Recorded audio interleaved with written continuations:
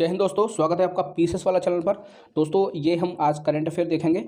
Current affair की class number 9 है ये। अब तक हम 8 क्लासेस इसमें करा चुके हैं, ठीक है, जिसमें पीसेस स्पेशल करंट अफेयर जो कि यूपीपीसीएस, बीपीएससी और एमपीपीसीएस, ठीक है, तीनों ही पीसीएस में आज आने की संभावना है। इसके अलावा जो अन्य एक दिवसीय परीक्षाएं होती हैं उनमें भी ये करंट अफेयर बार बार पूछा जा सकता है, तो आपको ये पढ़ना चाहिए। आइए शुरू करते हैं।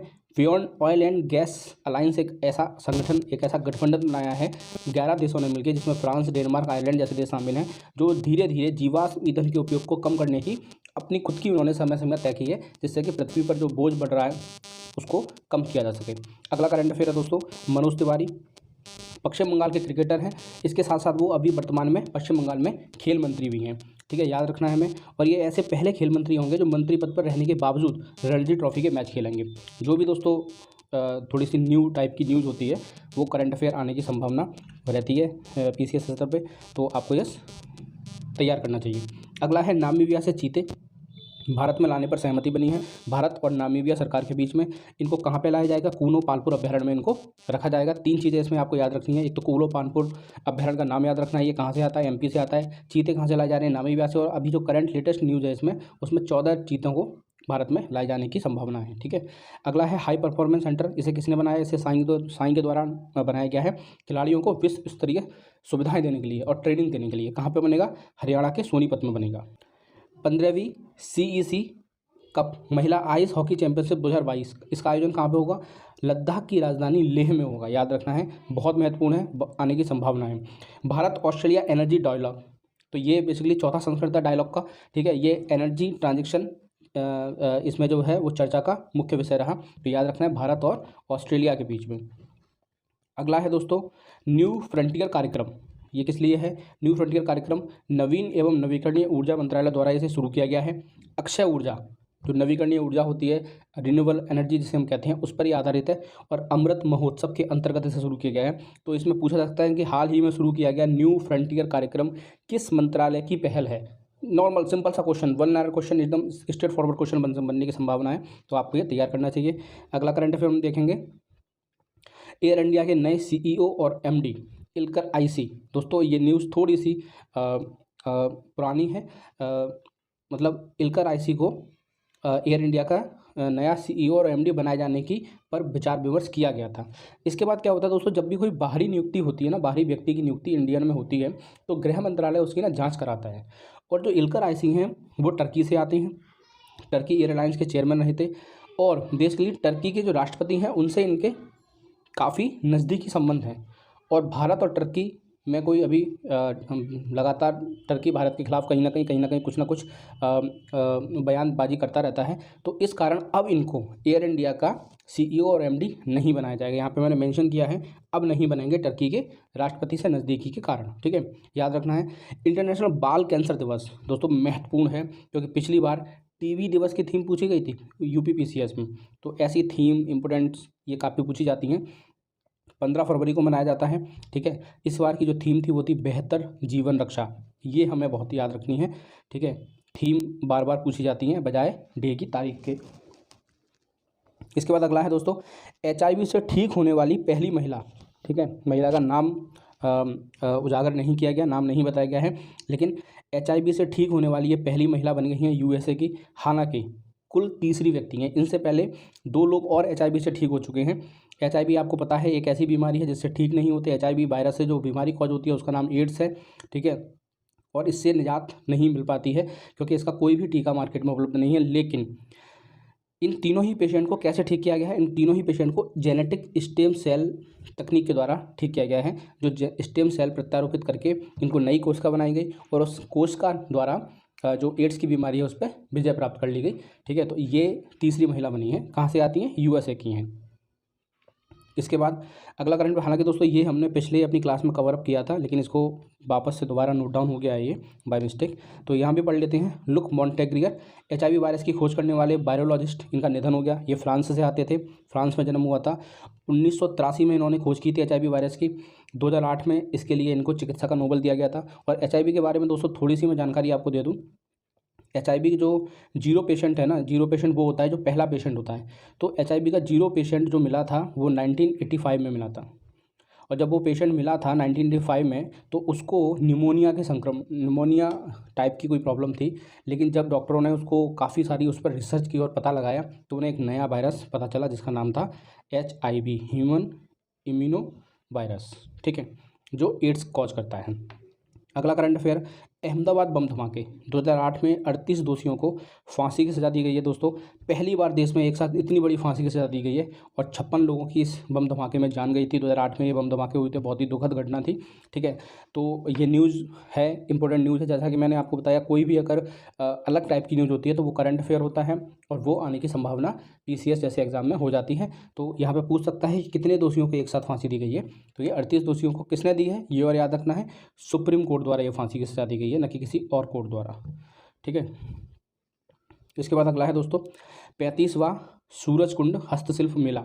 ये हरियाणा में आयोजित किया जाएगा, ठीक है, हमेशा हरियाणा में होता है। इसका थीम राज्य जो है वो बार बार पूछा जाता है या पार्टनर कंट्री पूछा जाता है। JNK थीम राज्य है और पार्टनर कंट्री है ब्रिटेन, याद रखना है, ठीक है। अगला करंट अफेयर हम देखेंगे, महत्वपूर्ण करंट अफेयर, भारत का UAE के साथ FTA का मतलब होता है फ्री ट्रेड एग्रीमेंट, मुक्त व्यापार समझौता। इस FTA का एक अलग से नाम है CEPA। दोस्तों मैं आपको बता दूं 2019 के UP PCS के प्रीलिम्स में जो USA के साथ जो हमारा करार हुआ था, जो समझौता हुआ था, उसका नाम पूछा गया था, ठीक है। तो आप समझ सकते हैं कि ये भी पूछे जाने की संभावना बन सकती है। CEPA इसका नाम है, कॉम्प्रिहेंसिव इकोनॉमिक पार्टनरशिप एग्रीमेंट, ठीक है। अच्छा, अब ये क्यों है दोस्तों, ये क्यों महत्वपूर्ण हो सकता है? वर्तमान में जो व्यापार है भारत और UAE के बीच में वो 43.3 अरब डॉलर यानी कि 43.3 अरब डॉलर का है, ठीक है। अब दोनों ही देश ये सोच रहे हैं कि अगले 5 वर्षों में हम इसे इस FTA के द्वारा 100 अरब डॉलर यानी कि 100 अरब डॉलर तक पहुंचा सकते हैं, जो कि एक बड़ा लक्ष्य है। अगर अचीव होता है तो दोनों ही देशों को बहुत ज़्यादा फायदा होगा। नेक्स्ट हम देखेंगे शकीबुल गनी। दोस्तों मोतिहारी बिहार से आते हैं, क्रिकेटर हैं, बिहार PCS वाले से ज़्यादा अच्छे ध्यान से देखें, ठीक है। हालांकि इन्होंने जो रिकॉर्ड बनाया है वो लगभग PCS में आने की संभावना है। रणजी ट्रॉफी के पदार्पण मैच में ही इन्होंने 341 रन बना दिए। दोस्तों अपने पहले ही मैच में 13 शतक जड़ दिया, और ये शतक जड़ के इन्होंने सिर्फ नेशनल रिकॉर्ड नहीं बनाया, इन्होंने विश्व रिकॉर्ड बनाया है, ठीक है। रणजी ट्रॉफी का पहला तीसरा शतक है ये, मिजोरम के खिलाफ इन्होंने बनाया। तो हर तरह से मैंने इसको कवरअप किया है। अगर कैसे भी PCS के एग्जाम में ये पूछा जाता है तो आप उसे अटेम्प्ट कर सकते हैं। भारत के UPI को नेपाल ने अपनाया है। दोस्तों ये काफ़ी बड़ी न्यूज़ थी अभी, क्योंकि भारत का जो UPI है यूनिफाइड पेमेंट सिस्टम, इसको दूसरा देश यदि कोई अपनाने वाला बना है तो वो नेपाल बना है, ठीक है। अच्छा, विश्व की सबसे बड़ी स्ट्रॉबेरी ये इजराइल के किसान ने उगाई है। दोस्तों इसका वजन था 290 ग्राम। आप कहेंगे 290 ग्राम कोई ज़्यादा वजन नहीं है, लेकिन दोस्तों थोड़ा सा इमेजिन करिए कि जो स्ट्रॉबेरी होती है उसका वजन होता है हार्डली 20 से 25 ग्राम। ये एक छोटी सी स्ट्रॉबेरी होती है, और जो ये स्ट्रॉबेरी थी आप इसे गूगल करके देखिएगा, ये एक हाथ के बराबर थी, ठीक है। तो किसी भी हाथ भी बनाना नहीं आ रहा, तो ये उस व्यक्ति के हाथ के बराबर इतनी बड़ी स्ट्रॉबेरी थी। तो इसे याद रखना है। इसको Guinness book of world records में इसका नाम दर्ज किया गया। इससे पहले जो रिकॉर्ड था वो जापान के नाम था, क्योंकि जापान के किसान ने 250 ग्राम की यानी कि 250 ग्राम की एक स्ट्रॉबेरी उगाई थी। अगला है एशिया का सबसे बड़ा गोवर्धन प्लांट, इंदौर में इसका लोकार्पण किया गया है। बायो CNG का निर्माण यहाँ किया जाएगा, और दोस्तों ये इतना बड़ा है कि 550 टन गीला कचरा प्रतिदिन इसमें ट्रीट किया जा सकेगा, और कई सारी टन इसमें जो गैस है वो बनाई जा सकेगी। विनीत जोशी CBSE के नए चेयरमैन बने हैं।